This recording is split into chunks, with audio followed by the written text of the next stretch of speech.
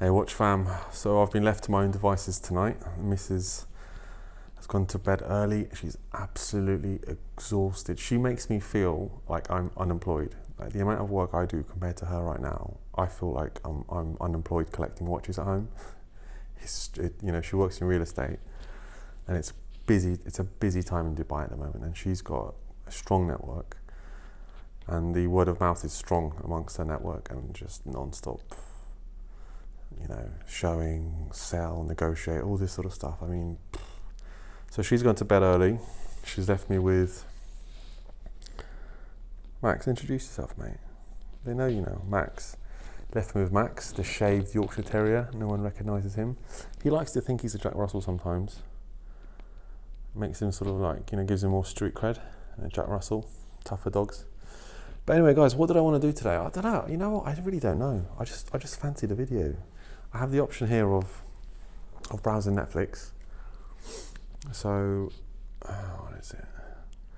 Just the usual rubbish, Now Dubai Bling's big. Everyone's watching Dubai Bling. Jeffrey Dahmer. Man, that's just grim. Seriously, it's grim. It's just grim stuff. Like I've seen 2 episodes of it and I get it. All right, cool. Friends is always classic. I don't care. Like Friends is something I can have on in the background and I can watch any moment and I know what's going to happen, but I still enjoy it. It's always funny, whatever. Recently, what have I watched? I've seen Suits. Suits is good. Quite enjoy Suits here and there, especially when I'm feeling a little bit low motivation. Perk me up a bit. Anyway, I'm not going to talk about films and stuff. What I wanted to talk today, here and there, you know what? It's like this is a mishmash. It might just be a really crap video which I delete in a week's time, but I kind of want to talk about watch journeys. Watch journeys, watches, watch the watch world. Just watches, guys. Let's talk Rolex. Let's talk Omega. Let's talk AP, Patek, everything, Seiko, whatever. So I'll tell you what I have recently been thinking about. I've not got into it, but I have looked into Seiko mods. Not Max, you farted, mate.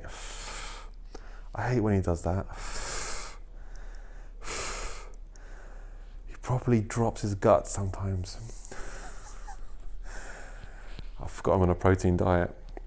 Sorry that I really just ruined my moment there. But you know what, I'm going to keep it in the video, it's fine. Dogs will be dogs. So I was looking at Seikos and I was thinking about updating the movement on my SKX. Just a movement. I know people mod their Seikos to look like Rolex. I personally don't understand the whole making my Seiko look like a Batman or a Hulk or whatever. I don't know. It's kind of, what's the humor behind it? Is it like funny or I don't know? Can maybe someone explain it to me in the comment section? Like what's that about? So I thought about updating the movement because the movement on my SKX is crap, to be honest with you.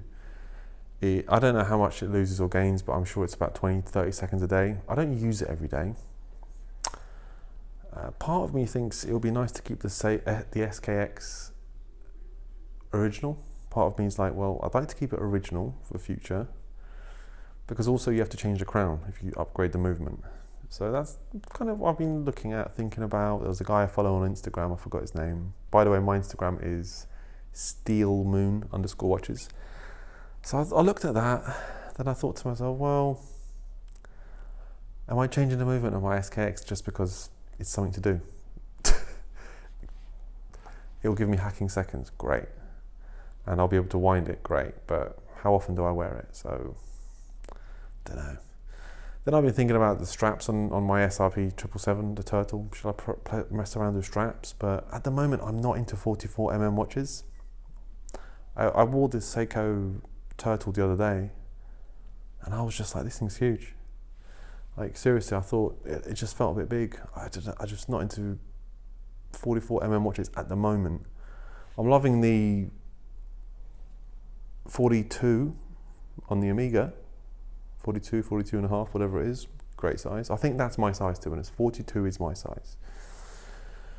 So yeah, that's one of the things I've been thinking about watches.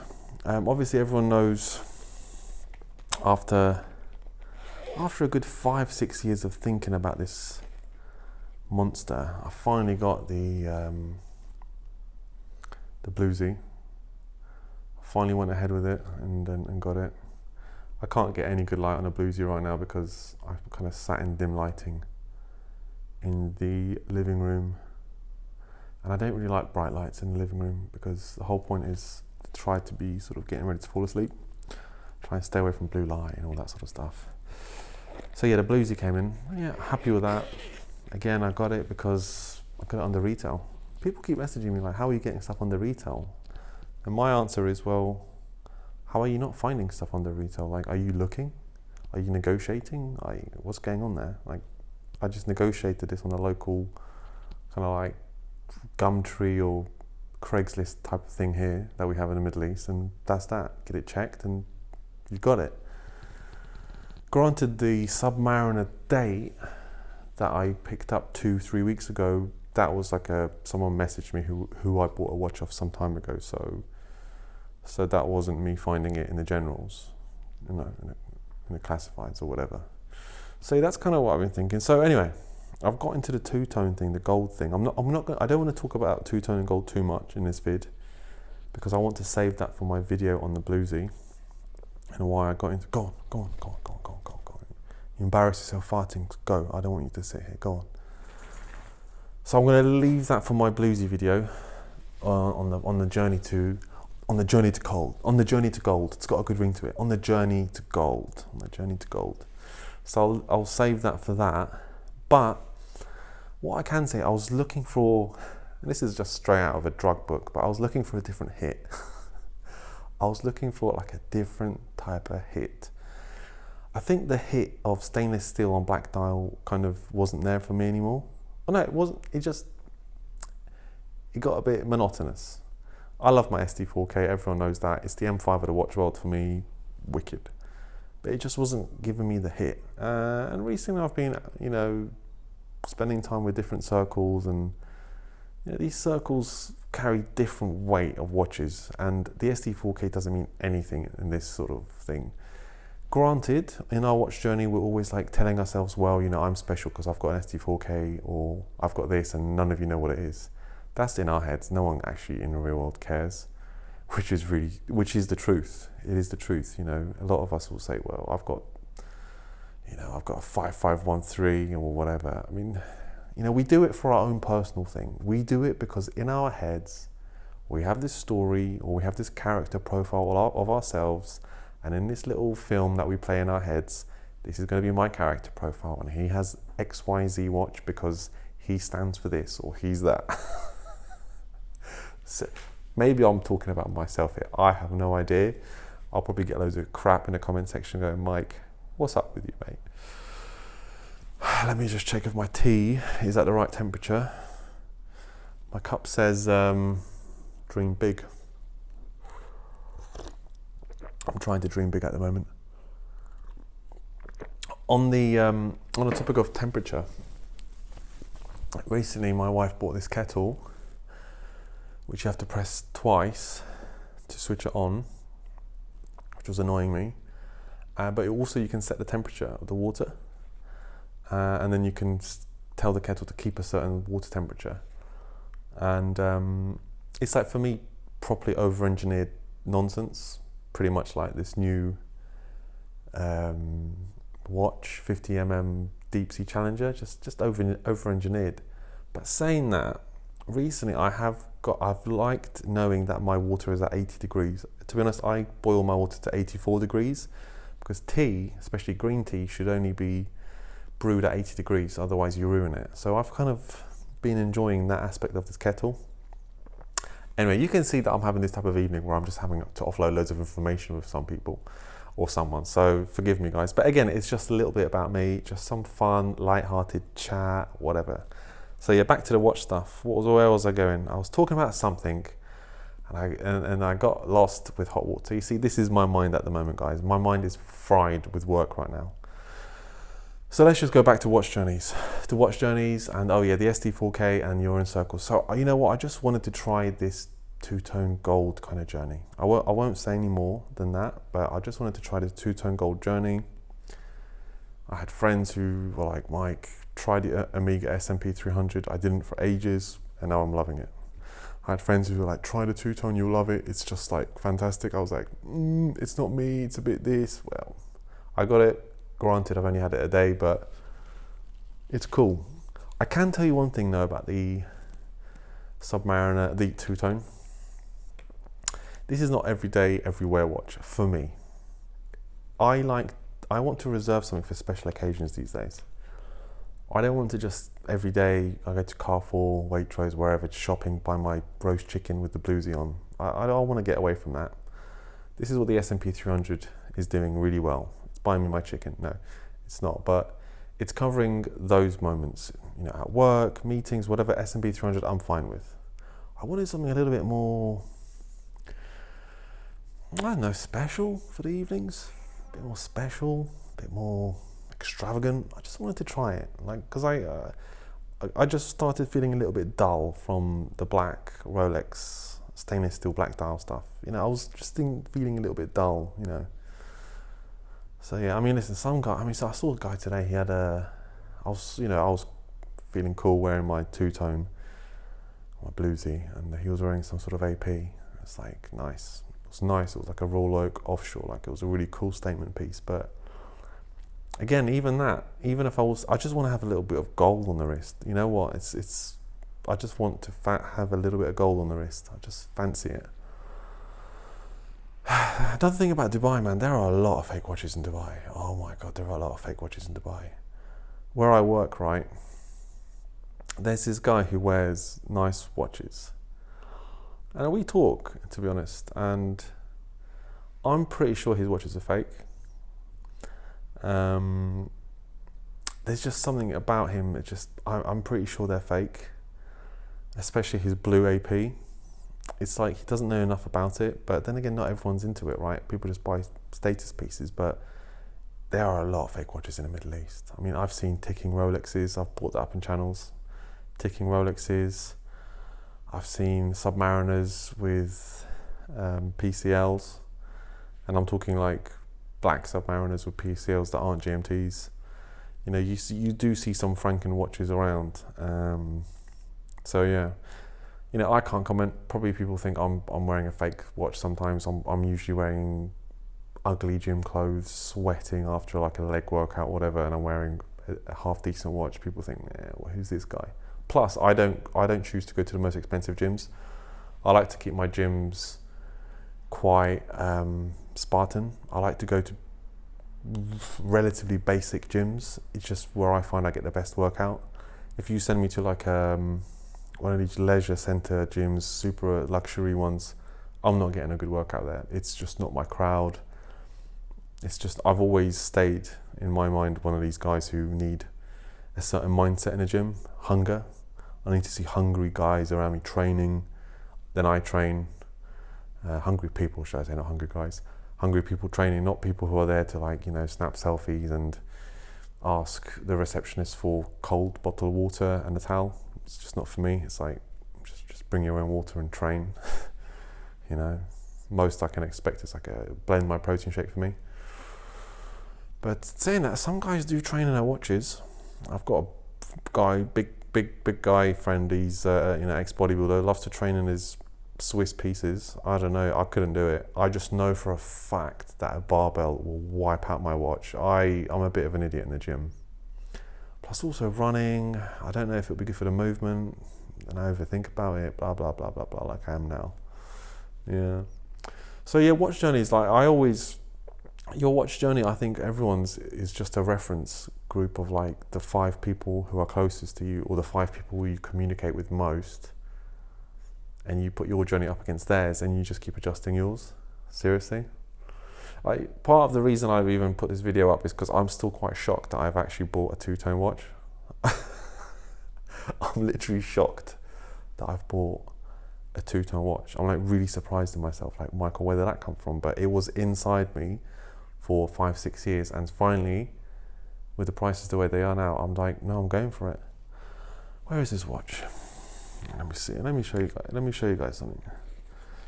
Okay, 1 second. This watch, right? It's got the full-on green case back sticker. Open up the clasp. It's got all the clasp stickers, back and front. Don't know if you can make that out. Yeah, back and front. And like I said before, it's got super just friendly light marks on it. You know, it's just unbelievable. Anyway, so yeah, I'm still shocked that I picked this thing up. But you know what? There's just something about it which, you know, you shouldn't, but you want to. I mean, you can relate that to a lot of things in life. You know, you shouldn't, but you want to. And finally, I'm just going for this one. Enough thinking about it. Enough like, oh, it's not me. It's to this. I did that for the longer period. But let's see how the watch journey goes. You know what? Another reason I did this video is because I kind of looked at myself and I thought, man, you've changed. You've changed, Mike. You've gone from like, I forget the first watches even, let's say Breitling Hulk. I even went through a Tudor phase. Where listen, Tudor make great stuff. That's the fact. But I went on a phase with Tudor where I was like, oh, I'm going to buy this one or that one. The only one from Tudor that I bought, and I still have, to be honest, and I don't know if I should, but I still have it, for some weird, quirky reason, is the P01. I have it. And you know what? I'll keep it. It's so ugly that it's interesting. But I went through this Tudor phase. I was like, yeah, Tudor. And now I'm like, Tudor, the official homage watch of Rolex. Nah, forget it. Nah. This whole new recent 39mm thing, you've basically copied the 16600 Sea Dweller. And it's just like, it doesn't, and it's 200 meters. And this is another thing that winds me up about Tudor. Like, you keep releasing these watches which are just underperforming versus Rolex. Like, they're all oversized. They're too big. Bullseye marketing, right? You know, you release something which is almost great, but it's not great. It's like, it's really good, but could be better. It's like BMW do this every year with or every few years with the M cars. They release you the basic M car. This is why I stopped buying like performance cars. I'm tired. I'm sick of it. You release a car, like let's say the M3. And then you buy it, you put yourself into finance for it, and then they release the M3 competition 2 years later. And then you're out like, okay, I've got that one now with narrower tyres and it's not quite as fat from the back and I'm down 20 horsepower. And then you get that one, or someone gets that one, and then they release the CSL. They did that with the M5. Like I mean, I love the M5. I had an M5. Fortunately, I had the F10. Which only had one facelift, that's it. But now, just winds me up this bullseye marketing. So back to Tudor, it's like, well, you've got the DNA, you know how to construct a proper watch. You've been doing it for years because you're Rolex. You know how to do a proper movement which fits inside a reasonably slim case. Crack on with it. Stop giving us 14, 15 millimeter Explorer 2 wannabes. Just do it properly. But you don't want to because there's a strategy behind it. Oh, well, let's blame it on the movement. Okay, blame it on the movement. I'd rather have a slimmer ETA movement than your fat in-house one, which makes the case and everything huge. So yeah, then I went through a Tudor phase. And now I'm not into them at all, really. I went through a Panerai phase. You know, in fact, this is another watch I was thinking about buying recently. I almost did. You know what, I even agreed a deal. I shamefully backed out of the deal after I agreed it. I just shamefully backed out. I said, look, I've actually changed my mind. I don't want to watch anymore. It was for a Panerai 233. And I don't know why. I used to love that watch. But recently, I was pretty much on my way to get the Panerai 233. And I looked at it again. And I was like, something's missing for me. I don't know. It's not doing something that it did for me before. I don't know if people have experienced that, but just the Panerai 233 was not doing for me something that it was before. It was just strange, and I was negotiating to buy this watch, and I was like, something's missing. I was like, I'm not excited about getting this watch. I'll only get this watch now because I've agreed to, but that's it. And I thought, no, I'm backing out of this. I told the guy that I'm very sorry, but I actually changed my mind. I'm casting my net elsewhere, and I didn't get it. I was sure I was going to get the 233 with the dome crystal, everything. And I would go and get a two-tone. What happened there? The price helped. This one even has purchase receipt papers. Like, wicked. I could sell it tomorrow for a profit, but I don't want to. I really like this watch. I really feel like it could be my luxury special occasion watch. I could really enjoy it for as long as I'm in the Middle East. Because as soon as I leave the Middle East, everything's gone. Everything will be gone. I'll just be down to my Omega, maybe cheeky SD4K. That's it. That's it, guys. Anyway, I'm not going to drag this video on too long. I'm going to get a feel from you guys from this video whether I should do this type of video again, maybe on a monthly basis or something. I think it's going to be more for my core subscribers, kind of randos who go onto the channel to sort of have a look around are going to be going, what's this guy smoking? Is he at home alone smoking like joints or something? I'm not, guys. Just a watch to watch, mind exchange here. So guys, let me know some of your stuff in the comment section. Let me know. I just thought I'd share a bit of my watch journey there. The missus is getting in. She's developing her own watch journey. She's got the sub date. She's wearing the sub date. She loves it. I had to take out 3 links for that sub date, or 4 even. She's so small. But she loves the sub date. And you know what? Actually makes me want to go out with her now for dinner because there's something to look at. I keep looking at her wrist. I'm like, that's such a nice watch. She's like, oh God. I'm like, just move a bit this way. I want to take a picture. She's getting tired of it already. Anyway, guys, let me know. Pop some interesting stuff in the comment section, and let's maybe do this again sometime. Cheers, bye.